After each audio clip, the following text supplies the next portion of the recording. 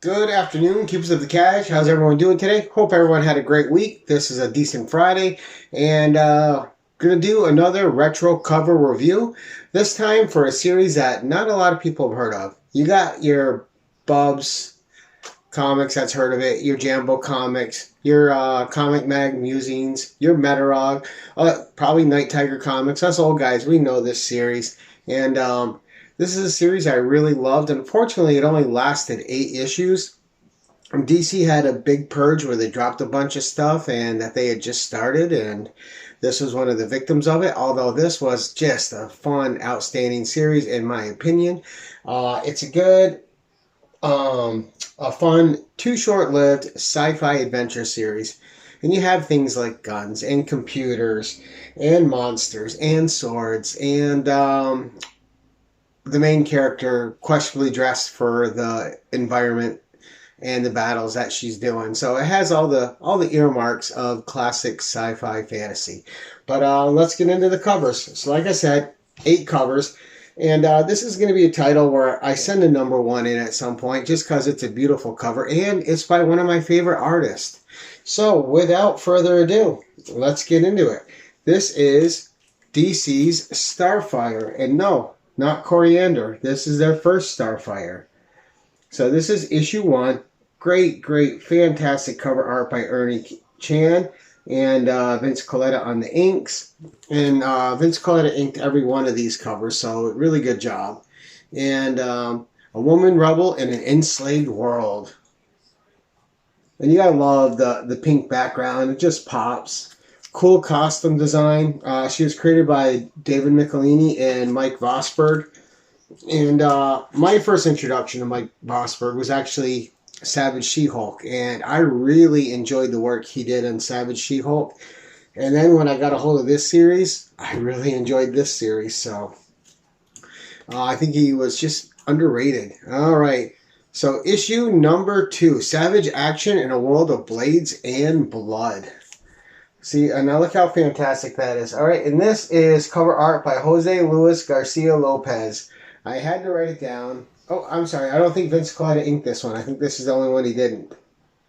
But there you go. He may have. I just couldn't find the information.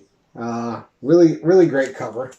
So let's go on to cover number 3 with Starfire. And this is where Vosberg took over. So the rest of these covers are Mike Vosberg and Vince Colletta. And they're glorious and fun. Now, look at those two guys. She's got to fight. Ugly and uglier. And I think both of these are related to Comic Mag Musings. I can't be sure. You might have to ask him on that. So, fun stuff. Great cover. All right, number 4. And I love this one too. The use of shading. I don't know. Every time I see Mike Vosberg art, I'm just a fan of it. He's definitely got a style, and it definitely plays well into adventure fantasy. That's why I thought was great on Savage She-Hulk, and I think he excels in this series too. All right, so next up we have number 5. And just the colors on these covers are amazing. All right, and there you go. Our star heroine, right in the thick of it again, having to fight off Beast. And having to do it with plenty of body armor, as you can tell. All right, number 6. Counting is hard. I'm going to have to pay for that one through somebody. New costume, new dangers, new thrills as the wondrous warrior pits her blade against the sinister demons from the shadows. All right, so a nice cool costume change here.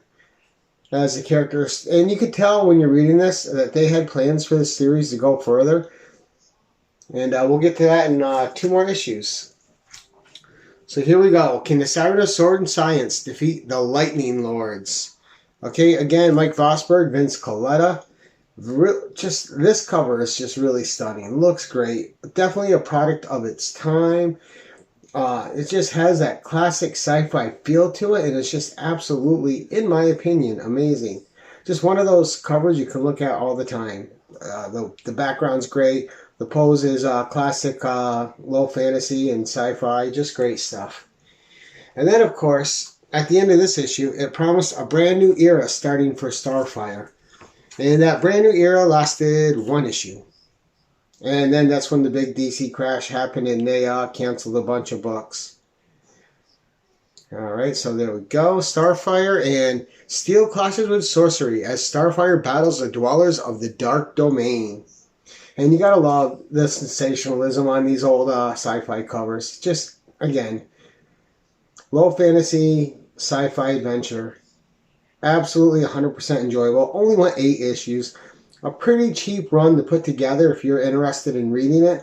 It's just fantastic. And like I said, DC's first Starfire. There you go. Not a Coriander sighting to be had. Although it would be fun to see those two in a crossover together. But that's it, guys. That's the cover gallery for today. I hope you enjoyed a look at these retro books. I like looking at them. The covers are something I enjoy as much as the story inside. And sometimes even more. Sometimes the art is just so good. And it's such a time capsule of the era. But that's it for today, guys. Until next time, keep it casual.